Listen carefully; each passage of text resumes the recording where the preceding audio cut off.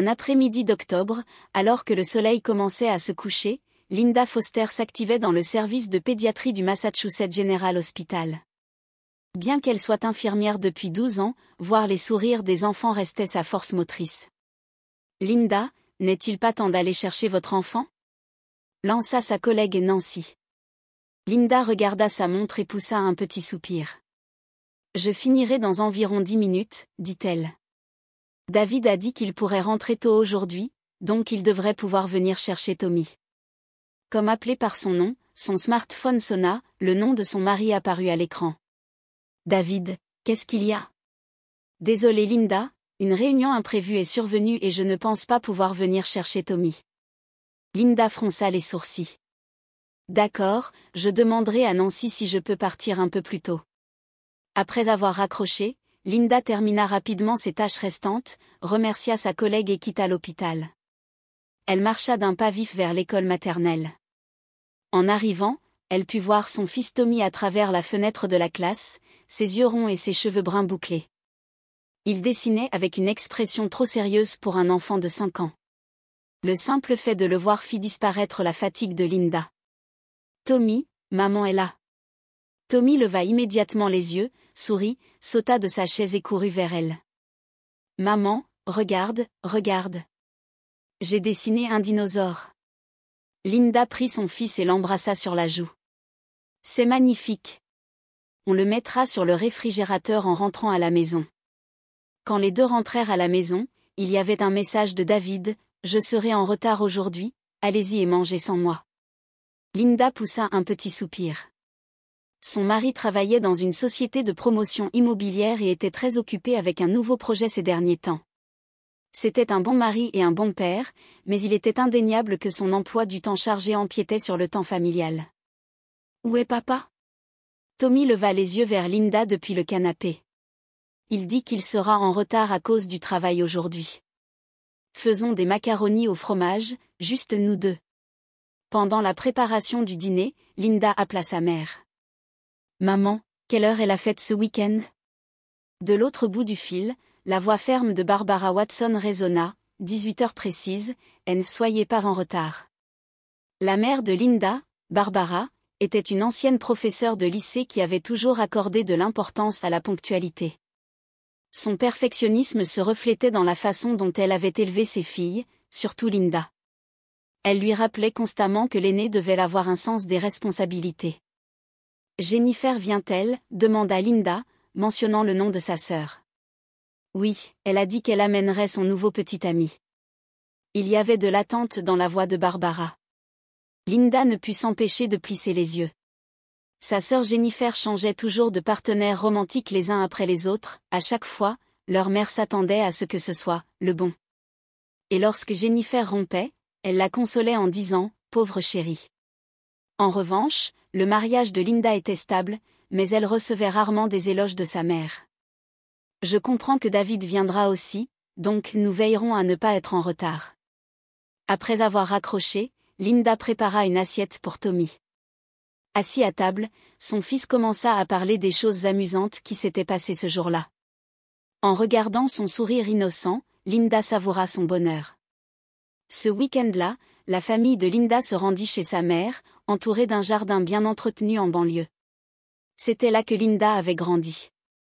En ouvrant la porte d'entrée, elle pouvait déjà entendre la voix de Jennifer dans le salon. Sa sœur était assise là avec un homme qu'elle ne connaissait pas. « Linda, viens ici, Mike, voici ma sœur Linda. » Jennifer travaillait comme coiffeuse dans un salon local, sa coiffure reflétait toujours les dernières tendances, et aujourd'hui, elle avait des reflets rouges vibrants. Mike releva les coins de sa bouche et tendit la main vers Linda. « Enchanté de vous rencontrer, j'ai beaucoup entendu parler de vous de la part de Jennifer. » Linda répondit poliment, mais quelque chose ne tournait pas rond. Était-ce son imagination, ou y avait-il de l'instabilité dans les yeux de Mike ? « Tommy, va dire bonjour à grand-mère. » Linda poussa doucement le dos de son fils. Tommy courut vers Barbara qui était dans la cuisine. « Grand-mère. »« Mon Tommy, tu as tellement grandi. » Barbara embrassa son petit-fils. Le dîner était la spécialité de sa mère, du rôti de bœuf, et la conversation était dominée par l'histoire de Jennifer et Mike. Ils s'étaient rencontrés pendant des cours de surf. Mike travaille pour une entreprise de construction, il est si fort. Jennifer le regardait avec les yeux de quelqu'un amoureux. C'est ça? Linda sourit, mais elle se sentait mal à l'aise avec les regards que Mike lançait occasionnellement à Tommy. Après le repas, Linda aida sa mère dans la cuisine.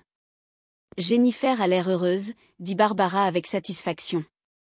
Oui, c'est vrai, répondit vaguement Linda. Pourquoi ne pas prendre exemple sur Jennifer? Linda fronça les sourcils. Qu'est-ce que tu veux dire? N'est-ce pas un peu ennuyeux de vivre les mêmes journées encore et encore? Juste au moment où elle allait répliquer, Tommy arriva en courant. Maman, je peux aller à la piscine avec tante? Linda regarda son fils et retrouva son sourire. Bien sûr, mais assure-toi qu'elle te surveille. Ce soir-là, dans la voiture, sur le chemin du retour, Tommy dit soudainement, « Maman, j'ai peur de cet homme. » Linda demanda en conduisant, « Pourquoi ?» Tommy se tut et ne dit plus rien. Linda et David échangèrent des regards. Après être rentrés à la maison, une fois Tommy endormi, Linda dit à son mari, « Mes voyages d'affaires ont augmenté ces derniers temps, n'est-ce pas? Je suis inquiète de savoir à qui laisser Tommy. » Pourquoi ne pas demander à Jennifer? Suggéra David. Linda afficha une expression d'hésitation. Sa sœur était certainement fiable, mais quelque chose ne semblait pas aller.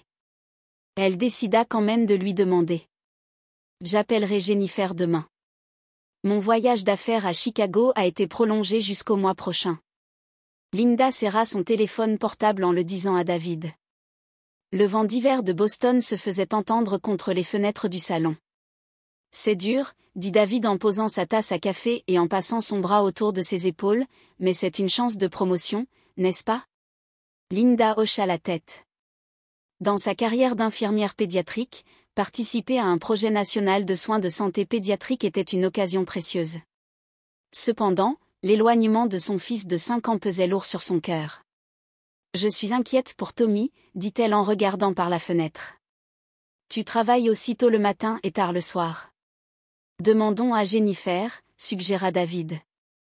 Elle est flexible et Tommy l'aime bien. Linda prit une grande inspiration. Elle avait laissé Tommy avec Jennifer quelques fois depuis le mois dernier, mais à chaque fois, quelque chose ne semblait pas aller, surtout lorsque le petit ami de Jennifer, Mike, était là. Cependant, avoir sa famille pour surveiller son enfant était un grand réconfort. Oui, je contacterai Jennifer. Le lendemain, Linda rendit visite à l'appartement de sa sœur. Jennifer ouvrit la porte et la salua avec son sourire éclatant habituel. Chicago, c'est agréable, je suis jalouse, dit Jennifer en versant du café. Ne t'inquiète pas pour Tommy, je vais m'en occuper. Ça aide vraiment, mais les jours où j'aurai besoin que tu le surveilles vont augmenter, est-ce que c'est d'accord? Pas de problème, Jennifer fit un clin d'œil.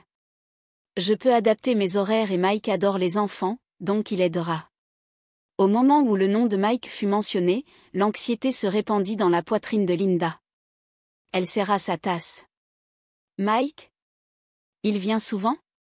Presque tous les jours, on prévoit d'emménager ensemble bientôt, les yeux de Jennifer brillèrent. C'est vraiment une personne merveilleuse. Linda força un sourire. Je vois, c'est bien. En partant, Linda prit son courage à 2 mains pour dire, « Jenny, quand tu surveilles Tommy, pourrais-tu éventuellement t'occuper de lui toute seule ?» Jennifer sembla perplexe. Pourquoi? Mike a-t-il fait quelque chose? Non, ce n'est pas ça, Linda trouva rapidement une excuse. C'est juste que Tommy met du temps à s'adapter à de nouveaux environnements. Jennifer sembla un peu mécontente, mais accepta. Je comprends, autant que possible. Environ 2 semaines après le début du voyage d'affaires, Linda parlait à Tommy par vidéoconférence depuis son hôtel à Chicago. Maman, reviens vite. La voix de Tommy avait une urgence plus forte que d'habitude. Je reviens bientôt, Tommy. Tu vas bien? Tante est gentille? Tommy resta silencieux un instant avant de répondre, oui, mais oncle Mike vient tous les jours. Le cœur de Linda sauta un battement. Je vois. Il s'est passé quelque chose? Non. Tommy détourna les yeux, puis ajouta d'une petite voix, « Oncle est effrayant quand il boit. » En arrière-plan de l'appel vidéo, la voix de Jennifer se fit entendre, « Tommy, va te laver les mains, le dîner est presque prêt. » Tommy dit rapidement, « Au revoir maman. » Et l'appel se termina. Linda appela David. Il était également en voyage d'affaires, mais devait rentrer le lendemain. Tommy semble étrange. On dirait que Mike vient tous les jours. Il s'est passé quelque chose de précis? La voix de David était mêlée d'inquiétude. Tommy a dit, « Oncle Mike est effrayant quand il boit. » De l'autre bout du fil, David poussa un profond soupir. « Je viendrai chercher Tommy dès que je serai de retour demain. » Cependant, le lendemain, David l'appela pour l'informer d'un changement de plan. Une importante réunion avec un client était survenue et il ne pourrait pas rentrer à Boston avant le week-end. Linda contacta sa mère. « Maman, pourrais-tu prendre Tommy chez Jennifer et t'en occuper pendant quelques jours ?» Barbara sembla surprise. « Qu'est-ce qui ne va pas? Jennifer a-t-elle fait quelque chose? » « Non, c'est juste. » Linda choisit ses mots. « Je suis un peu inquiète pour Mike. » Oh Linda, la voix de Barbara était aussi critique que jamais. « Te voilà, encore anxieuse. » Jennifer a l'air très heureuse, Mike est le meilleur homme pour elle. « Mais Tommy, les enfants ont parfois trop d'imagination, » déclara Barbara. « D'ailleurs, j'ai prévu d'aller au spa avec des amis ce week-end, je ne peux pas reporter ça. » Linda abandonna et raccrocha. Elle sentit une lourdeur envahir tout son corps. Bien qu'elle n'ait aucune preuve que Tommy n'était pas en sécurité, son instinct maternel la mettait en garde. Lorsque le week-end passa et que Linda rentra enfin à Boston, David était également rentré à la maison. Les deux allèrent à l'appartement de Jennifer pour chercher Tommy. Mike ouvrit la porte, il sembla un peu surpris de les voir. « Et, vous êtes de retour tôt ?» Linda essaya de sourire, mais les muscles de son visage étaient tendus. « Nous sommes venus chercher Tommy. »« Tommy, maman et papa sont là. » La voix de Mike était joyeuse, mais ses yeux étaient froids.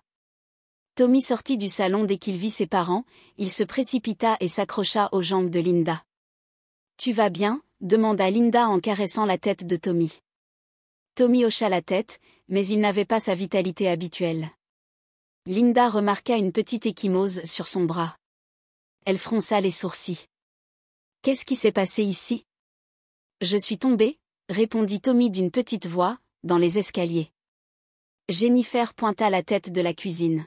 « Oh Linda, David, Tommy a été si actif hier, il courait partout et il est tombé. » Linda fixa les yeux de sa sœur. Il semblait qu'elle cachait quelque chose. « Je vois, » dit-elle calmement. « Rentrons à la maison, Tommy. » Lorsqu'ils rentrèrent à la maison, Linda donna un bain à Tommy. Il y avait une autre ecchymose sur son dos. « Tommy, es-tu vraiment tombé dans les escaliers ?» Tommy resta silencieux, fixant la surface de l'eau. « Tu peux le dire à maman si quelque chose s'est passé, » dit doucement Linda. « Je ne serai pas en colère. » Tommy leva enfin les yeux, les larmes lui montaient aux yeux. « Maman, la maison de tante fait peur. » « Pourquoi ?» Le cœur de Linda battait la chamade. Oncle Mike coupa Tommy à mi-phrase, puis il ajouta d'une petite voix, « C'est un secret, je ne suis pas censé le dire. » Linda embrassa Tommy avec des mains tremblantes. Les alarmes sonnaient dans sa tête. « C'est bon maintenant, Tommy, tu n'as plus besoin d'y aller. » Ce soir-là, Linda et David eurent une longue conversation.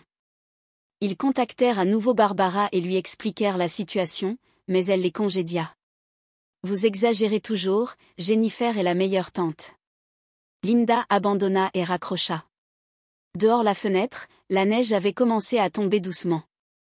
Elle alla vérifier le visage endormi de Tommy. Il dormait paisiblement, mais de temps en temps, elle pouvait le voir froncer les sourcils. « Je vais te protéger », fit une petite promesse Linda, quoi qu'il arrive. Le téléphone portable de Linda sonna alors qu'elle travaillait à l'hôpital.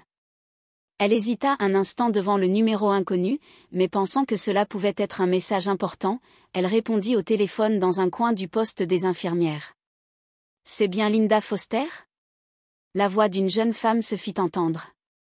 Il y a eu une urgence chez Jennifer Watson, votre fils Tommy a eu un accident. À cet instant, le monde de Linda s'arrêta. Son cœur battait violemment, comme s'il allait sauter de sa poitrine, et son esprit devint blanc. Les mots qu'elle finit par exprimer tremblaient. Où est Tommy? Il a été emmené aux urgences du Memorial Hospital, il est inconscient. Linda raccrocha, donna une brève explication à sa collègue et se précipita hors de l'hôpital. Elle sauta dans un taxi et demanda au chauffeur de faire vite.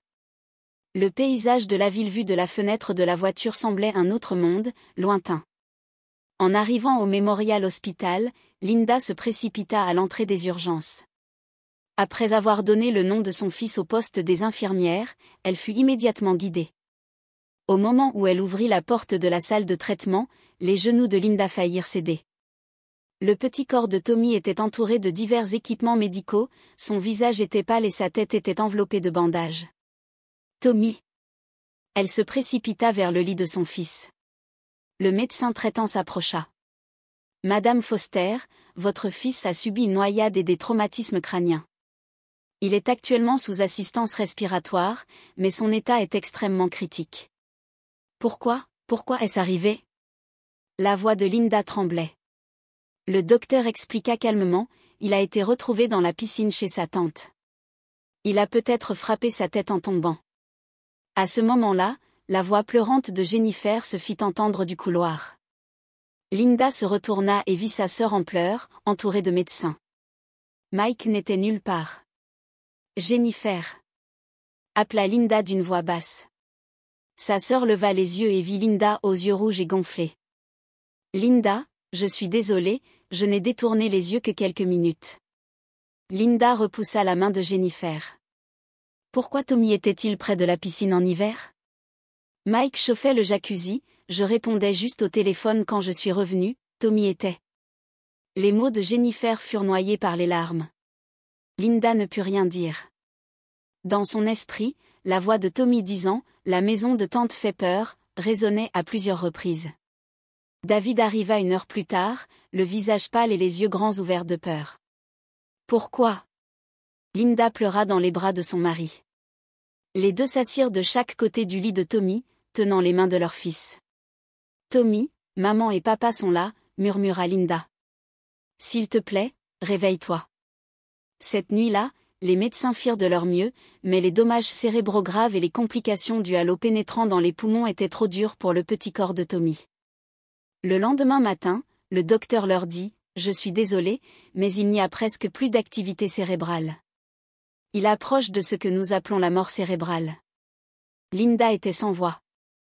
Si David ne l'avait pas soutenue, elle serait tombée sur place. Combien de temps? La voix de David se brisa. Quelques jours au maximum, dit doucement le docteur. Je vous recommande de vous préparer à faire vos adieux. À partir de ce jour-là, Linda et David se relayèrent pour s'asseoir au chevet de Tommy. Linda lut des livres à son fils et parla de souvenirs. En tant qu'infirmière, elle connaissait l'importance des familles qui parlent à leurs proches dans leurs derniers moments. Le 3e jour après l'accident, l'état de Tommy changea soudainement. Les médecins tentèrent une réanimation, mais le petit cœur cessa enfin de battre. Heure du décès, 18h17. La voix du docteur résonna doucement. Linda embrassa le petit corps de son fils et se berça comme si elle chantait une berceuse à un bébé dans un berceau. David posa sa main sur l'épaule de sa femme et versa des larmes en silence. Le lendemain, Linda appela sa mère. « Maman, Tommy est décédé. » De l'autre bout du fil, Barbara haleta. « Non, pourquoi ne m'as-tu pas prévenu? J'ai laissé plusieurs messages sur ta messagerie vocale. » La voix de Linda était vide. « Ah, j'étais au spa avec des amis », Barbara trouva une excuse. « Comment va Jennifer? Va-t-elle bien? » Linda fronça les sourcils aux paroles de sa mère. « Maman, Tommy est mort, ton petit-fils. » Bien sûr, je suis triste pour ça, la voix de Barbara était mêlée d'agitation, mais c'était un accident, n'est-ce pas? Jennifer doit se faire des reproches. Linda raccrocha avec consternation. Elle s'assit sur le lit et enfouit son visage dans l'oreiller. Un cadre photo de Tommy était placé près du chevet. C'était une photo de son 5e anniversaire, Tommy assis avec un grand sourire devant son gâteau. Les arrangements funéraires furent faits avec l'aide des parents de David. Les parents de Linda étaient divorcés et son père était décédé quelques années auparavant. Elle essaya de contacter Barbara plusieurs fois, mais les réponses étaient vagues. La veille des funérailles, Linda parlait avec l'aumônier de l'hôpital. En tant qu'infirmière, elle avait assisté à de nombreux décès, mais la douleur de perdre son propre enfant dépassait l'imagination. « Devrais-je préparer quelque chose à dire à Tommy ?» demanda Linda. L'aumônier sourit doucement. Écrire une lettre d'adieu peut faire partie du processus de guérison. Cette nuit-là, Linda commença à écrire une lettre à Tommy. Cependant, son stylo s'arrêta à mi-chemin. Elle sortit le papier à dessin et les crayons de Tommy du tiroir et commença à dessiner une image comme son fils le faisait souvent. Et au lieu d'une lettre à Tommy, elle écrivit une lettre différente, une lettre supposément écrite par Tommy à sa grand-mère. Le jour des funérailles, la petite église était décorée de fleurs. Une peluche de dinosaure que Tommy adorait était placée à côté du petit cercueil. Linda était assise dans ses vêtements de deuil noirs, soutenue par David. Il n'y avait pas beaucoup de participants, mais les collègues de Linda et les professeurs d'école maternelle de Tommy étaient venus. Juste avant le début des funérailles, Linda appela sa mère. « Maman, ça va commencer, tu peux venir ?» La voix de Barbara hésita.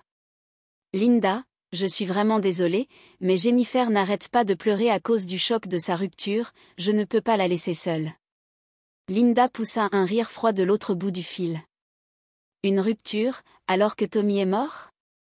Tu sais, Mike l'a abandonné et a disparu. Jennifer est complètement désemparée. » « Je comprends, » dit calmement Linda.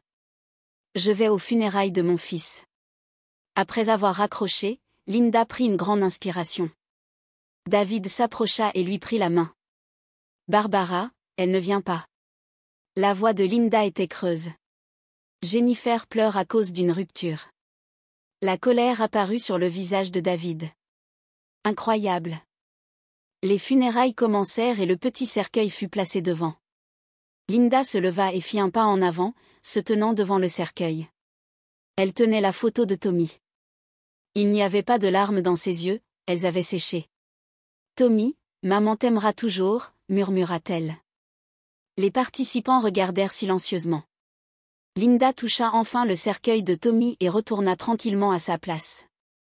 Après les funérailles, la famille et les amis se rassemblèrent chez eux, mais il n'y avait aucune trace de la mère ou de la sœur de Linda.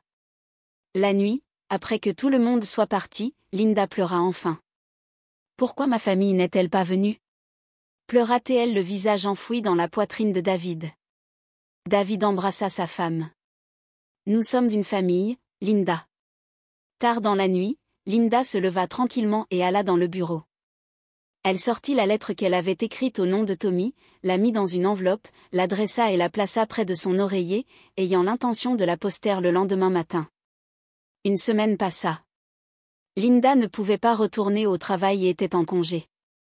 David avait pris congé pour elle, mais aujourd'hui, il était allé travailler pour une réunion importante. Le silence de la maison l'enveloppait, soulignant l'absence de Tommy. En début d'après-midi, le téléphone portable de Linda sonna. Le nom de sa mère s'affichait à l'écran. Elle hésita, mais répondit. « Linda. » La voix de Barbara tremblait.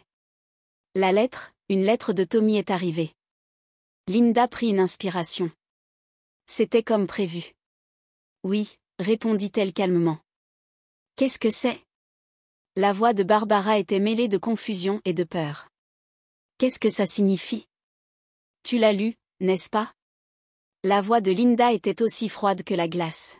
« Nous devons nous rencontrer, » dit Barbara en pleurant. « Maintenant. » Linda accepta. Au café, dans 2 heures. Lorsque Linda arriva au café désigné, Barbara était déjà assise à une table. Contrairement à son apparence habituellement parfaite, ses cheveux étaient ébouriffés et son maquillage était léger. Il y avait une lettre ouverte devant elle. « Linda », Barbara essaya de se lever, mais Linda l'arrêta de la main. « Assieds-toi », dit-elle calmement. Linda s'assit en face de sa mère. Entre elles, il n'y avait qu'une petite enveloppe et un morceau de papier. Qu'est-ce que c'est? La main de Barbara tremblait. Tommy est déjà mort, Linda continua la phrase, mais c'est une lettre qu'il a écrite. Je l'ai écrite pour lui, mais ce sont ses mots. Barbara secoua la tête en pleurant. Un tel contenu. Mike était violent, Jennifer le savait. Ça ne peut pas être vrai. La voix de Linda devint plus froide. Tommy me le disait depuis 2 semaines avant l'accident.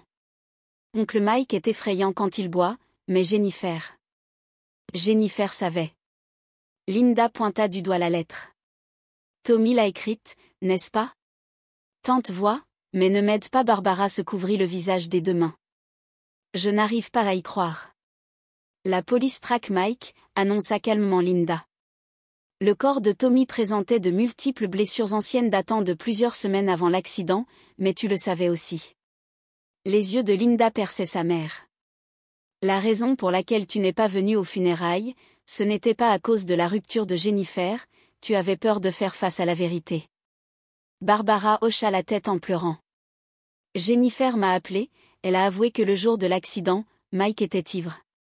Apparemment, Tommy a vu quelque chose. Le cœur de Linda s'arrêta presque. Qu'est-ce qu'il a vu?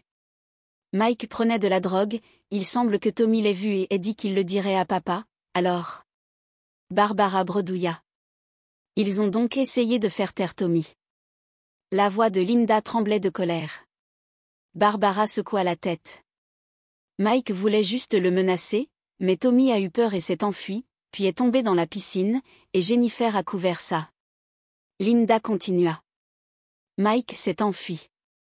Tu connaissais la vérité, mais tu n'es même pas venu aux funérailles. J'avais peur, dit Barbara d'une voix tremblante. Je pensais que Jennifer pourrait être arrêtée. Mon fils est mort.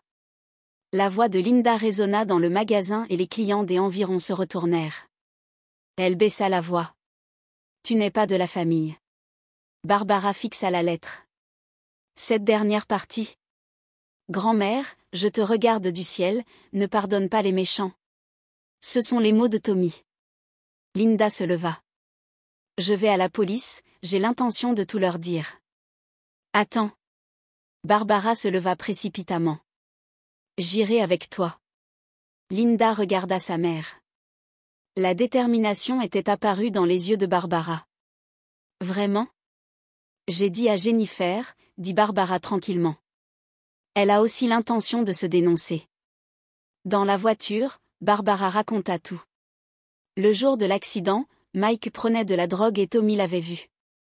Effrayé par les menaces de Mike, Tommy s'était enfui et était tombé dans la piscine couverte.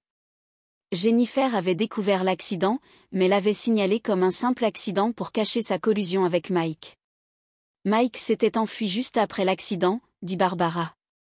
Jennifer a continué à le couvrir, mais en voyant la lettre, son cœur semble s'être brisé.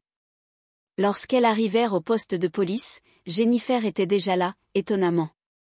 Ses yeux étaient gonflés de larmes et son teint était aussi mauvais que de la terre. Linda. Jennifer vit sa sœur et se leva. Je suis désolée, vraiment. Linda regarda sa sœur avec des yeux froids. Ne t'excuse pas auprès de moi, excuse-toi auprès de Tommy. Les 3 furent interrogés dans des pièces séparées.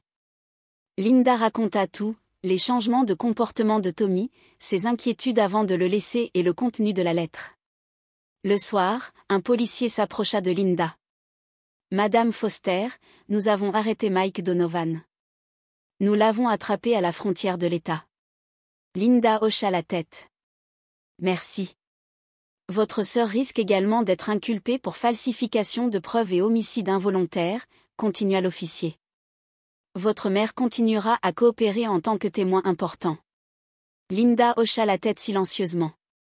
Ce qui remplissait sa poitrine n'était pas un sentiment de victoire, mais une profonde tristesse. En quittant le poste de police, Barbara s'approcha d'elle.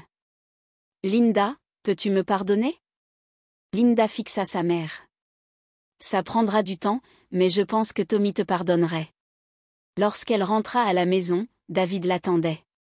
Linda lui raconta tout et pleura dans les bras de son mari. C'est enfin fini, David caressa sa tête. Non, dit doucement Linda. Ce n'est que le début. Cette nuit-là, Linda entra dans la chambre de Tommy. Elle s'assit sur son petit lit, prit un livre d'images et commença à lire d'une petite voix, comme si son fils était là. La justice a prévalu, Tommy, murmura-t-elle en fermant le livre. Ta voix a été entendue. Alors que la rigueur de l'hiver s'atténuait et que le souffle du printemps commençait à se faire sentir à Boston, le procès prit fin. Mike Donovan reçut une peine de 8 ans de prison pour homicide involontaire et possession de drogue. Jennifer fut condamnée à 18 mois pour falsification de preuves et complicité. Linda leva les yeux vers le ciel en descendant les marches du palais de justice. C'est fini, Tommy. Elle parla à son fils dans son cœur. David lui prit la main. Rentrons à la maison. Une année passa. Linda était retournée travailler à l'hôpital, mais avait changé de service, passant de la pédiatrie à la médecine interne générale. Voir les sourires des enfants était encore douloureux pour elle. Sa relation avec David devint également précaire pendant un temps.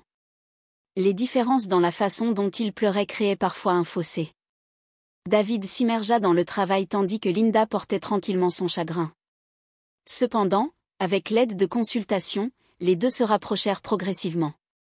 Jennifer avait purgé sa peine et était en liberté conditionnelle.